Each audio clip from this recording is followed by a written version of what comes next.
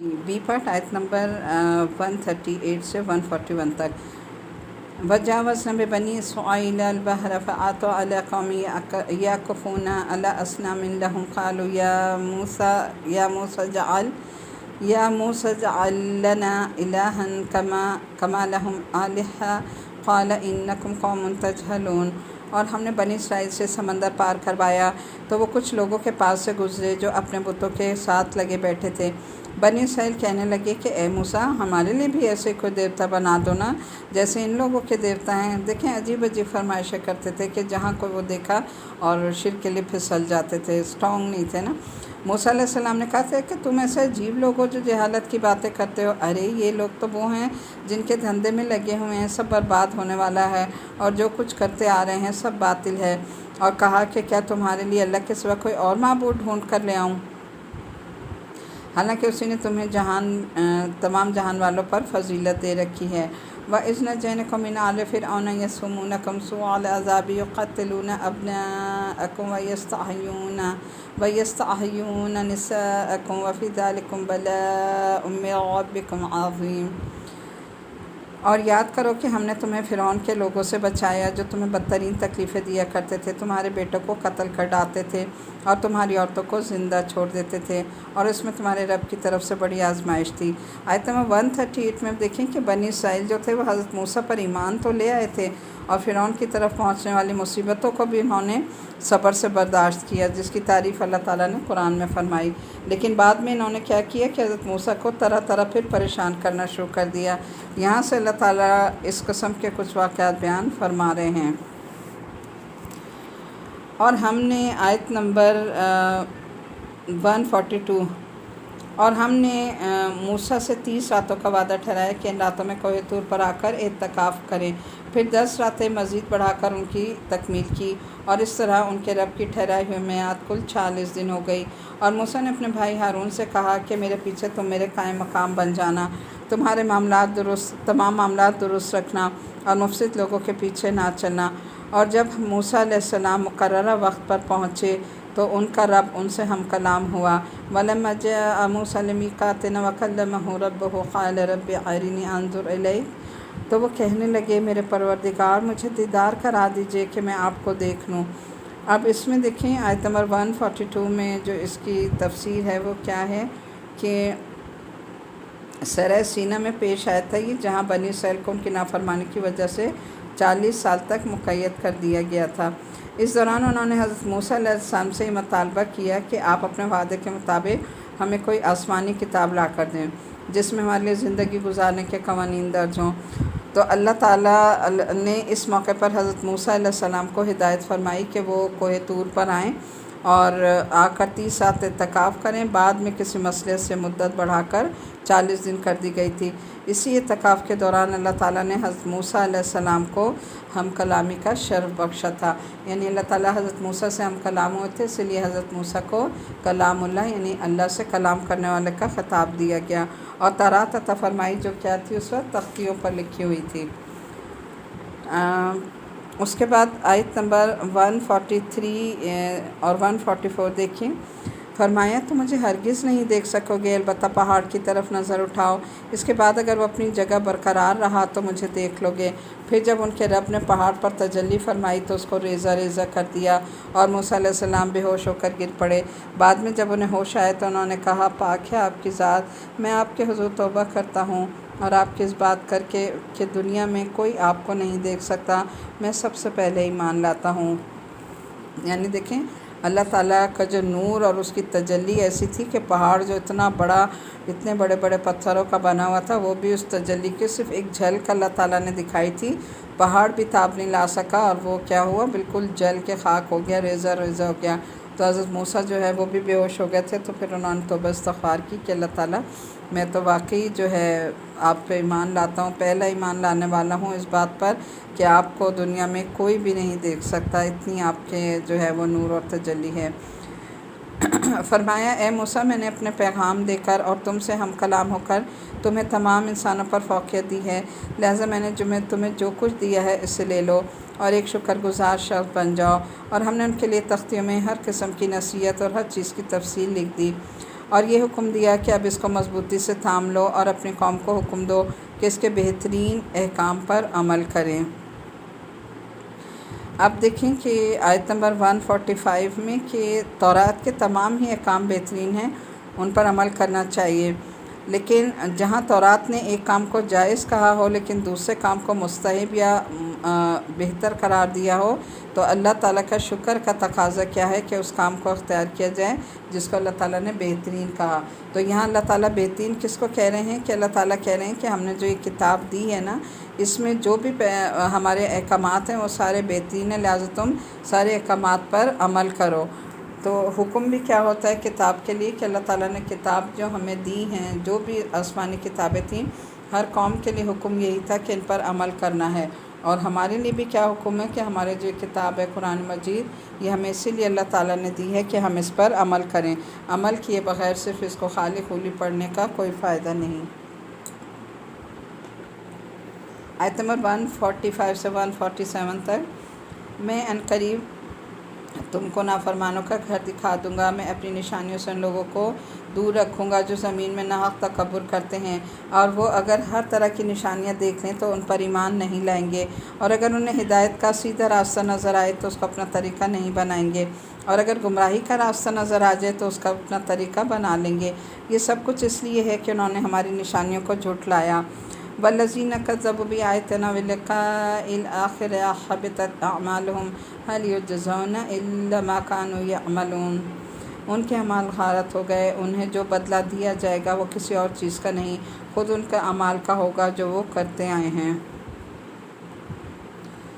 اچھا، اب یہاں پر آیت نمبر 147 کا تھوڑا سا دیکھ لیجیے گا کہ جب کوئی شخص اپنے اختیار سے کفر پر اڑے رہنے کا راستہ اختیار کرتا ہے تو ہم وہی راستہ اس کے لیے مقدر فرما دیتے ہیں، یعنی جو جیسا چلنا چاہتا ہے نا، اللہ تعالیٰ اسی راستے میں اس کے لیے راہیں کھولتا چلا جاتا ہے جسے اس نے اپنی مرضی سے اختیار کیا، چونکہ وہ چاہتا ہی تھا کہ ہماری نشانیوں سے بے بہرہ رہیں، اس لیے ہم نے ان کی اس خواہش کے خلاف کسی بات پر ہم مجبور نہیں کرتے، بلکہ اسے اس کی خواہش کے مطابق ہی ڈھال دیتے ہیں، لہٰذا اس کو جو سزا ملتی ہے وہ خود اپنے ہی عمل کی ہوتی ہے جو وہ اپنے اختیار سے مسلسل کرتا رہتا ہے۔ اب دیکھیں ہمارے لیے بھی اس میں کیا سبق سامنے آ رہا ہے کہ جو ہمارے پر تکلیف، پریشانی یا کوئی بھی ایسا بات ہے تو ہمیں فوراً اپنا جائزہ لینا چاہیے کہ ہمارے پر جو تکلیف آئی ہے وہ ہمارے اپنے اعمال کی وجہ سے آئی ہے۔ تو مومن جو ہے وہ فوراً اپنا جائزہ لیتا ہے اور یہی سوچتا ہے کہ مجھ سے کوئی ایسی غلطی یا کوتاہی ہوئی ہے جس کی پاداش میں اللہ تعالیٰ نے مجھے یہ سزا دی ہے، تکلیف یا بیماری یا جو کچھ بھی، دوسروں کو وہ اس کو بلیم نہیں کرتا۔ پھر آیت نمبر 150 سے 153 تک دیکھ لیجیے گا۔ اور یہ کہہ کر انہوں نے تختیاں پھینک دیں اور اپنے بھائی ہارون علیہ السلام کا سر پکڑ کر ان کو اپنی طرف کھینچنے لگے۔ وہ بولے، اے میری ماں کے بیٹے، یقین جانیے کہ ان لوگوں نے مجھے کمزور سمجھا اور قریب تھا کہ مجھے قتل ہی کر دیتے۔ اب آپ دشمن کو میرے اوپر ہنسنے کا موقع نہ دیجیے اور مجھے ان ظالم لوگوں میں شمار نہ کیجیے۔ اب ہوا یہ تھا کہ جب حضرت موسیٰ علیہ السلام گئے ہیں نا کوہ طور پر، تو ظاہر ہے پیچھے اپنے بھائی، حالانکہ ہارون علیہ السلام ان کے بڑے بھائی تھے، تو ان کے حوالے کر گئے تھے کہ دیکھو میرے بعد جو ہے ذرا اس قوم کا خیال رکھنا، لیکن ہوا یہ کہ ان کی ساری قوم جو ہے وہ شرک کا شکار ہو گئے، بچڑے کی پوجا میں لگ گئے۔ تو جب یہ واپس آئے اور انہوں نے یہ دیکھا تو ظاہر نے بہت زیادہ غصہ آیا حضرت موسیٰ کو، تو انہوں نے اپنے بھائی سے پوچھا۔ اب یہاں جو بال پکڑنے کی بات ہے وہ اس لیے نہیں ہے کہ بڑا بھائی تھا اس کی کوئی بے حرمتی کر رہے تھے یا اس کے ساتھ کوئی بے ادبی کر رہے تھے، بلکہ وہ صرف ان کو تھوڑا سا انہوں نے یہ جھنجھوڑا کہ میرے پیچھے ایسا کیوں ہوا، یعنی میں نے اتنی محنت کی اور میری قوم واپس جو ہے وہ شرک میں پلٹ گئی۔ تو انہوں نے پھر یہی کہا کہ دیکھو میں نے انہیں بہت سمجھایا لیکن یہ میں ان کے مقابلے میں بہت کمزور تھا اور یہ مجھے قتل کر ڈال دیتے، تو اب آپ ایسا نہ کریں کہ لوگ مجھ پر ہنسیں۔ اور انہیں احساس ہوا اور وہ پھر اپنے بھائی کے ساتھ جو ہے انہوں نے معاملہ صحیح کر لیا۔ موسیٰ علیہ السلام نے کہا کہ اے میرے پروردگار، میری اور میرے بھائی کی مغفرت فرما دے اور ہمیں اپنی رحمت میں داخل فرمائے، یعنی فوراً ہی دیکھیں بھائی کے لیے بھی اپنے ساتھ دعا فرما رہے ہیں۔ تو تمام رحم کرنے والوں میں سب سے بڑھ کر رحم کرنے والا ہے۔ اللہ نے فرمایا، جن لوگوں نے بچے کو معبود بنایا ہے ان پر جلد ہی ان کے رب کا غضب اور دنیوی زندگی میں ہی ذلت آ پڑے گی، اور جو لوگ یہ کر رہے ہیں ان کو ہم اس طرح سزا دیتے ہیں، اور جو لوگ برے کام کر گزریں پھر ان کے بعد توبہ کرنے اور ایمان لے آئیں تو تمہارا رب اس توبہ کے بعد ان کے لیے بہت بخشنے والا اور بہت مہربان ہے۔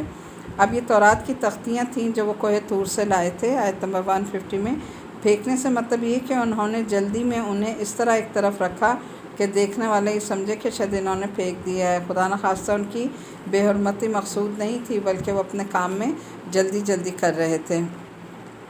اور آیت نمبر 155 کا تفسیر ہم دیکھتے ہیں۔ اور جب موسیٰ کا غصہ تھم گیا تو انہوں نے تختیاں اٹھا لی اور ان میں جو باتیں لکھی تھیں ان میں سے لوگوں کے لیے ہدایت اور نور کا سامان تھا جو اپنے رب سے ڈرتے ہیں۔ اور موسیٰ نے اپنی قوم کے 70 آدمی منتخب کیے تاکہ انہیں ہمارے طے کیے ہوئے وقت پر کوہ طور پر لائیں۔ اب یہ جو تھے حضرت موسیٰ، انہوں نے کیونکہ مطالبہ کیا تھا نا ان کی قوم نے کہ موسیٰ ہم تو تمہاری کوئی بات نہیں مانیں گے، نہ تمہارے رب پر ایمان لائیں گے جب تک ہم خود جو ہے اپنی آنکھوں سے جا کر تمہارے اللہ کو یا تمہارے اس کو نہیں ہم دیکھیں گے، رب کو ہم نہیں مانتے۔ تو اللہ تعالیٰ کا پھر حکم، اور اللہ تعالیٰ نے کہا کہ تم 70 آدمی لے کر کوہ طور پر آ جاؤ۔ تو یہ 70 آدمی لے کر جو ہے وہ چلے گئے۔ بعض حضرات نے فرمایا کہ بچڑے کی عبادت کا جو عظیم جرم بنی اسرائیل سے صدر ہوا تھا اس پر توبہ کرنے کے لیے انہیں کوہ طور پر بلایا گیا تھا، لیکن اگر یہ بات تھی تو ان پر زلزلہ جو ہے وہ آیا۔ جب حضرت موسیٰ علیہ السلام تورات لے کر آئے اور بنی اسرائیل کو اس پر عمل کرنے کا حکم دیا تو ان میں سے بعض نے کہا کہ ہمیں اس بات کا یقین کیسے آئے کہ کتاب اللہ ہی نے دی ہے، یعنی ابھی بھی ان پر کوئی وہ نہیں تھا نا کہ اللہ نے دی ہے، کیا پتہ یہ اپنی طرف سے لے آئیں۔ تو حضرت موسیٰ علیہ السلام نے فرمایا کہ میری قوم کے 70 نمائندے منتخب کر کے کوہ طور پر لے آئیں۔ اب یہ ان کو لے کر گئے، اور یہ کہ ہم اس وقت تک تورات نہیں مانیں گے جب تک اللہ کو خود نہ دیکھ لیں۔ اب کیونکہ ان کے اس مطالبے پر انہیں ایک بجلی نے آ پکڑا، غالباً بجلی کے نتیجے میں وہ زلزلہ آیا جس کا یہاں ذکر فرمایا گیا ہے۔ اور کیا کہا کہ ثمت تخذ العجلہ، تو یہ بجلی جو تھی بچھڑے کے واقعے سے پہلے یہ واقعہ پیش آ چکا تھا، کیونکہ وہاں اللہ تعالیٰ نے بنی اسرائیل کی متعدد بدعمالیاں جو ہیں وہ بیان فرمائیں۔ پھر آیت نمبر 155 میں دیکھیے کہ پھر جب زلزلے نے انہیں آ پکڑا تو موسیٰ نے کہا کہ اے میرے پروردگار، اگر آپ چاہتے ہیں ان کو اور خود مجھ کو بھی پہلے ہی ہلاک کر دیتے، کیا ہم میں سے کچھ بے وقوفوں کی حرکت کی وجہ سے آپ ہم سب کو ہلاک کر دیں گے؟ ظاہر ہے کہ نہیں۔ لہٰذا پتہ چلا کہ یہ واقعہ آپ کی طرف سے صرف ایک امتحان ہے جس کے ذریعے آپ جس کو چاہیں گمراہ کر دیں اور جس کو چاہیں ہدایت دیں۔ آپ ہی ہمارے رکھوالے ہیں، اس لیے ہمیں معاف فرما دیجیے اور ہم پر رحم فرمائیے، بے شک آپ سارے معاف کرنے والوں میں سب سے بہتر معاف فرمانے والے ہیں۔ وَتَهْدِي مَن تَشَاءُ أَنْتَ وَلِيُّنَا فَاغْفِرْ لَنَا وَارْحَمْنَا وَأَنْتَ خَيْرُ الْغَافِرِينَ وَاكْتُبْ لَنَا فِي هَٰذِهِ الدُّنْيَا حَسَنَةً وَفِي الْآخِرَةِ إِنَّا هُدْنَا إِلَيْكَ، اور ہمارے لیے اس دنیا میں بھی بھلائی لکھ دیجیے اور آخرت میں بھی، ہم اس غرض کے لیے ہی آپ کی طرف رجوع کر رہے ہیں۔ اب یہ آیت نمبر 155 میں ہے کہ اس کے نتیجے میں جو زلزلہ آیا تھا نا، زلزلے کے نتیجے میں ان 70 آدمیوں پر موت جیسی حالت جو ہے وہ طاری ہو گئی تھی۔ یعنی اللہ تعالیٰ نے جب یہ 70 آدمی وہاں پہنچے اور انہوں نے فرمائش کی کہ ہم رب کو دیکھنا چاہتے ہیں، تو اس پہاڑ پر ایک زلزلہ آیا اور وہ 70 کے 70 آدمی جو ہے ان پر اللہ تعالیٰ نے موت طاری کر دی، اور سب دیکھنے والے یہی سمجھ رہے تھے کہ یہ مر گئے ہیں۔ پھر آیت نمبر 156 میں کہ اللہ تعالیٰ نے فرمایا اپنا عذاب تو میں اسی پر نازل کرتا ہوں جس پر چاہتا ہوں، اور جہاں تک میری رحمت کا تعلق ہے وہ ہر چیز پر چھائی ہوئی ہے۔ چنانچہ یہ رحمت مکمل طور پر ان لوگوں کے لیے لکھوں گا جو تقوی اختیار کریں اور زکوٰۃ ادا کریں اور ہماری آیتوں پر ایمان رکھیں۔ اب دیکھیں کہ مخلص ساتھیوں کی بھی ہلاکت تقریباً یقینی تھی، کیونکہ میری قوم کے لوگ مجھے ان 70 آدمیوں کا قاتل قرار دے کر مجھے بھی ہلاک کرنے کی کوشش کریں گے۔ اب یہ حضرت موسیٰ اپنے اللہ سے کہہ رہے ہیں نا کہ اللہ تعالیٰ تو نے مار دیا، میں واپس جاؤں گا تو ظاہر ہے وہ لوگ مجھے نہیں چھوڑیں گے۔ تو یہی کہہ رہے ہیں کہ یہ ایک امتحان ہے جس سے لوگوں کا آزمانا مقصود ہے کہ وہ دوبارہ زندگی پا کر بھی شکر گزار ہوتے ہیں یا بدستور ناشکری کر کے اللہ تعالیٰ کا شکوہ کرتے رہتے ہیں۔ تو اب یہاں پر اللہ تعالیٰ نے انہیں مارا اور مارنے کے بعد دوبارہ زندہ کیا، تو ہونا کیا چاہیے تھا کہ اس کے بعد وہ شکر ادا کرتے۔ تو ہمارے لیے بھی کیا سبق ہے کہ جب ہمیں کوئی نعمت ملے یا کسی تکلیف، پریشانی یا بیماری سے اللہ تعالیٰ ہمیں صحت یابی دے یا ہمیں دوبارہ نعمت دے تو ہمیں کرنا کیا چاہیے؟ اللہ کا شکر ادا کرنا چاہیے اور زیادہ سے زیادہ اس میں صدقہ خیرات کرنا چاہیے۔ آیت نمبر 156 میں ہے کہ میری رحمت میرے غضب سے بڑی ہوئی ہے، دنیا کا عذاب میں ہر نافرمان کو دیتا بلکہ اپنی حکمت اور علم سے جس کو چاہتا ہوں اسے دیتا ہوں۔ آخرت میں بھی ہر گناہ میرا عذاب دینا ضروری نہیں بلکہ جو لوگ ایمان لے آتے ہیں ان کے بہت سے گناہ معاف کر دیتا ہوں۔ البتہ جن لوگوں کی سرکشی کفر و شرک کی صورت میں حد سے بڑھ جاتی ہے ان کو میں اپنی مشیت اور حکمت کے تحت عذاب دیتا ہوں۔ اس کے برعکس میری رحمت ہر مومن اور کافر، نیک اور بد سب پر چھائی ہوئی ہے، جس کے نتیجے میں انہیں رزق اور صحت و عافیت کی نعمتیں ملتی رہتی ہیں۔ اب وہ کیا ہے؟ الرحمن، اللہ تعالیٰ الرحمن ہے، عام رحمت ہے نا، جو سب پر ہے، کافر پر بھی اور مومنوں پر بھی، سب لوگوں پر، اور آخرت میں بھی کفر و شرک کے علاوہ دوسرے گناہوں کو اسی رحمت سے معاف کر دیا جائے گا جو اللہ تعالیٰ کی دنیا میں رحمت ہے۔ پھر اس دن خاص رحمت کیا ہوگی؟ الرحیم، اللہ تعالیٰ کی صفت وہ سامنے آئے گی۔ آیت نمبر 156 میں دیکھیں، 157 الذین یتبعون رسول النبی الامی الذی یجدونہ مکتوبا عندہم فی التوراۃ والانجیل یأمرہم بالمعروف وینہاہم عن المنکر ویحل لہم الطیبات ویحرم علیہم الخبائث، جو اس رسول یعنی نبی امی کے پیچھے چلیں جس کا ذکر وہ تورات اور انجیل میں لکھا ہوا پائیں گے، جو انہیں اچھی باتوں کا حکم دے گا، برائیوں سے روکے گا اور ان کے لیے پاکیزہ چیزوں کو حلال اور گندی چیزوں کو حرام سمجھے گا۔ اب دیکھیں کہ آیت نمبر یہ 156 اور 157 میں کہ حضرت موسیٰ کی جو بات چل رہی ہے کہ اپنی امت کے لیے انہوں نے جو دعا مانگی تھی کہ دنیا اور آخرت دونوں میں ان کو بھلائی نصیب ہو۔ اب یہ اس بات کا جواب ہے کہ دنیا میں تو میری رحمت سے سب کو رزق مل رہا ہے، لیکن جن لوگوں کو دنیا اور آخرت دونوں میں میری رحمت حاصل ہوگی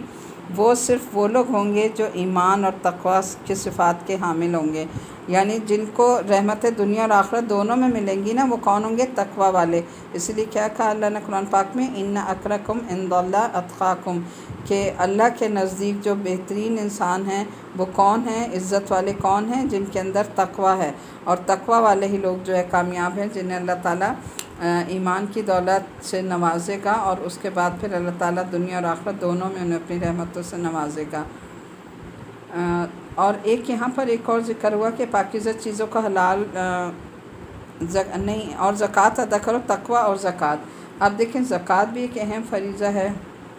جو ہمیں ادا کرنا چاہیے، اور اب کیونکہ رمضان شروع ہو رہا ہے تو آپ دیکھیں رمضان میں اپنا صحیح طرح سے پورا حساب لگائیے، جو جس کا جتنا حساب بنتا ہے اپنی پوری زکوٰۃ صحیح طرح سے ادا کریں، بلکہ کچھ زیادہ ہی ادا کرتے ہیں، اس میں کمی نہ کریں، کیونکہ زکوٰۃ کا معاملہ جو ہے بہت سخت ہے کہ اگر اس میں ذرا بھی کمی بیشی ہو گئی تو پھر آگے جو ہے وہ انسان کے لیے بہت بڑا عذاب ہے، اس کی بخشش نہیں ہے۔ تو اپنے اس میں زکوٰۃ کے معاملے میں اپنے دل کھلے کریں اور صحیح خوش دلی سے اپنی زکوٰۃ جو ہے وہ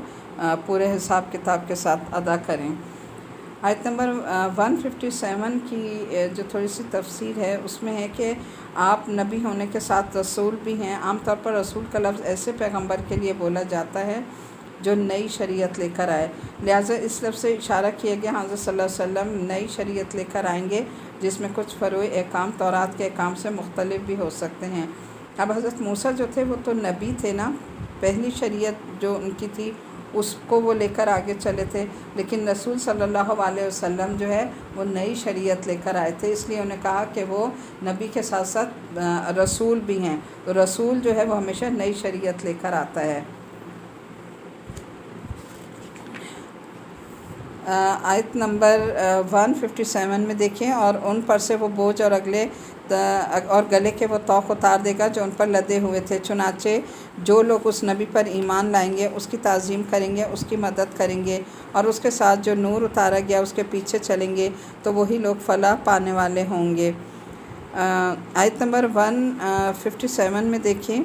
کہ یہ ان سخت احکامات کی طرف اشارہ ہے جو یہودیوں پر عائد کیے گئے تھے۔ ان میں سے کچھ احکام تو تورات میں تھے اور اللہ تعالیٰ نے اپنی حکمت سے اس وقت یہودیوں کو ان کا پابند بنایا تھا۔ بعض سخت احکام ان کی نافرمانیوں کی سزا کے طور پر نافذ کیے گئے تھے، اور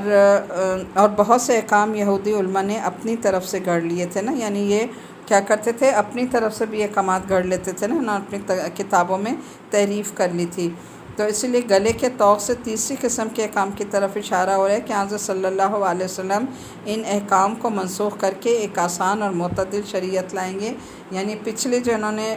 وہ کر لی تھی نا تبدیلیاں اپنی کتابوں میں، تو پھر نبی کریم صلی اللہ علیہ وسلم کو جو کتاب یعنی قرآن مجید دی گئی تھی اور اس کی حفاظت کا ذمہ اللہ تعالیٰ نے قیامت تک خود لیا ہے کہ اس میں کوئی کسی قسم کا رد و بدل نہیں کر سکے گا، اس کتاب کی ذمہ داری اللہ تعالیٰ نے لی ہے، اس لیے اس میں جو احکامات ہوں گے وہ اللہ کی طرف سے ہیں اور اس کو کسی حکم کو جو ہے وہ چینج نہیں کیا جائے گا۔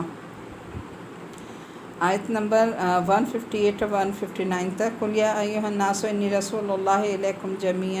جَمِيعًا الَّذِي لَهُ مُلْكُ السَّمَاوَاتِ وَالْأَرْضِ لَا إِلَٰهَ إِلَّا هُوَ يُحْيِي وَيُمِيتُ فَآمِنُوا بِاللَّهِ وَرَسُولِهِ النَّبِيِّ الْأُمِّيِّ الَّذِي يُؤْمِنُ بِاللَّهِ وَكَلِمَاتِهِ وَاتَّبِعُوهُ لَعَلَّكُمْ تَهْتَدُونَ۔ اے رسول ان سے کہو کہ اے لوگو میں تم سب کی طرف اس اللہ کا رسول ہوں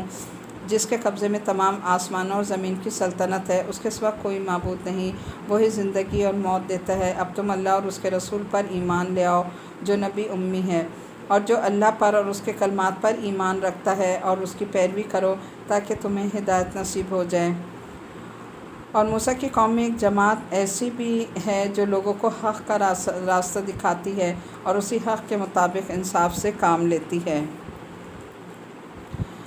اب آیت نمبر 158 میں حضرت موسیٰ علیہ السلام کی دعا قبول کرتے وقت ان کو یہ بتا دیا گیا تھا کہ دیکھو تمہارے بعد ایک نبی آئیں گے، نبی آخر الزمان صلی اللہ علیہ وسلم، تو ان پر ایمان لانا ان کی آئندہ نسلوں کے لیے ضروری ہوگا، یعنی اپنی نسلوں کو ابھی سے متنبع کر دینا کہ ایک آخری نبی آئے گا اور اس پر یہ سب ایمان لائیں گے۔ اس موقع کی مناسبت سے اللہ تعالیٰ نے حضرت صلی اللہ علیہ وسلم کو یہ ہدایت فرمائی کہ وہ نبی اسرائیل سمیت تمام انسانوں کو اپنی نبوت پر ایمان لانے اور اپنی اتباع کی دعوت دیں۔ پھر آیت نمبر 159 کی جو تفسیر ہے اس میں ہے کہ حضرت صلی اللہ علیہ وسلم پر ایمان لانے کی جو دعوت دی گئی اس سے پہلے ان کی امت سے بہت زیادہ بدعنوانیاں بیان ہوئیں۔ تمام بنی اسرائیل ان بدعنوانیوں کے مرتکب ہیں، اس لیے اللہ تعالیٰ نے یہ وضاحت فرما دی کہ سارے بنی اسرائیل ایک جیسے نہیں ہیں بلکہ ان میں حق ماننے والے ہیں اور اس پر عمل کرنے والے ہیں، یعنی بنی اسرائیل میں بھی اچھے لوگ بھی تھے اور برے لوگ بھی، تو وہ اس پر عمل کرنے والے تھے اور اس طرح